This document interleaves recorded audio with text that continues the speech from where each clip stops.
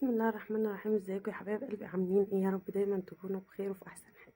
هتقولوا الست دي اتجننت مش عليها العيبين كده؟ لا، عشان اوريها لكم وتبقى واضحه وجميله. صورتها امبارح بس كنت فرداها على الركنه كده بس ما طلعتش حلوه. فحبيت يعني ايه اوريها لكم وهي مفروده اشيك واجمل. شوفوا كده ما شاء الله ولا حول ولا قوه الا بالله. انتوا بقى ايه؟ قولوا لي الذوق كده، لو مش حلوين ممكن نرجعهم تاني ونجيب حاجه احلى. دي ما شاء الله الحته اللي فوق دي صوف. كم زي ما قلت لكم اتنين، مش كم واحد. مهم.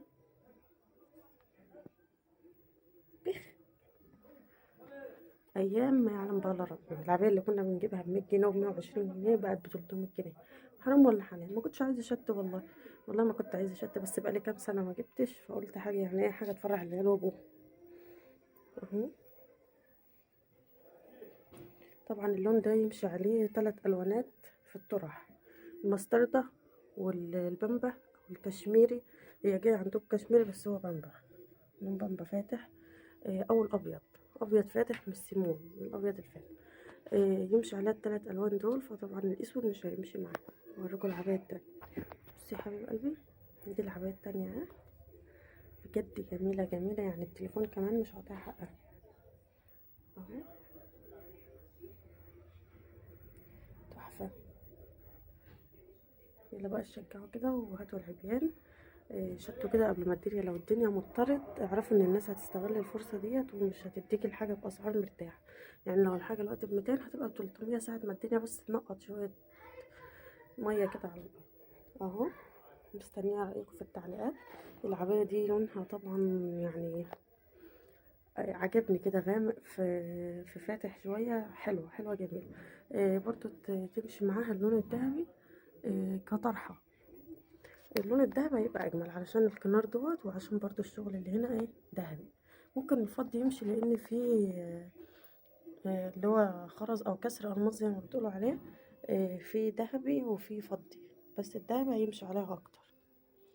انتي هاتي لون الطرحة على الشغل الهادي اللي في العباية، ولو بقت منقوشة تبقى أجمل لأن العباية طبعا سادة.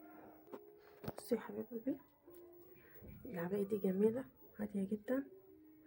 هادية في رسمها، ممكن تقولوا اللون فاتح أوي بس هو مش فاتح ولا حاجة، اللون جميل. هي برضو شغلها هادي، كنار من تحت كده بس مش أكتر. مهم.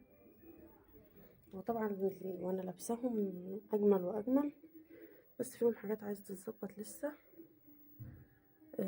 لسه كده قدام الخياطة تظبط. الكم هنا مش باستك، الكم مفتوح واسع. اهو. لسه طبعا هوديهم الخيط. العباية دي كانت عندي من السنة اللي فاتت بس لسه ما لبستهاش، بس جديدة لسه يعني. يمشي معاها اللون اللي هو عامل زي السماوي اللي هو أزرق فاتح شوية، لأن فيها خرز فيه أزرق كده. ويمشي عليها برضو اللي هو الفضي، لأن الشيفون اللي هنا اللي هو مرسوم عليه دوت لونه فضي. لحظة هجيب التاني. بصوا بقى، ديت يعني تتحدث عن نفسها: أناقة، شياكة، جمال، ذوق، تحفة، تحفة فنية. بجد لونها مش واصل، هي لونها آه، مش بتنجاني. آه، بتنجاني في ما اعرفش، هو طالع لون جميل كده بس هو يعني الكاميرا مش مبينه. شوفوا، بجد الكاميرا مش عاطيها حقها. جميلة جدا جدا جدا، او بمعنى اصح عشان انا مش مفيش حد يمسك الكاميرا وانا افردها انا بايدي وانتوا تشوفوها، فمش جايه ايه، جايبه وضعها اهي. ما شاء الله لا حول ولا قوه الا بالله. طبعا على الملكان احلى، وعلى لما يتلبس بقى يبقى احلى طبعا يعني. الملكان قصدي، لما بتتعرض في محل على الملكان بتبقى احلى ما بتتعرض على الشماعات. فهنا العباية اهيت، ما شاء الله ولا حول ولا قوه الا بالله. ده برضو خدوا بالكم، كل الشغل يعتبر الطرح هتمشي الواناتها كلها مع العبيان.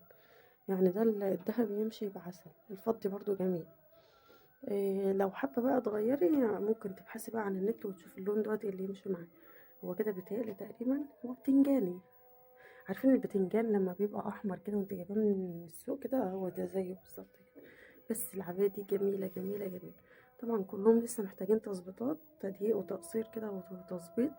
هوديهم للخياطة ان شاء الله تعملهم، بس انا جبتهم بقالي شوية وكنت ناوية اوريهم لكم، بس يعني ايه، كانت الظروف مش مناسبة. فالنهاردة حسيت نفسي مرتاحة كده وفاضية، فحبيت اوريهم لكم.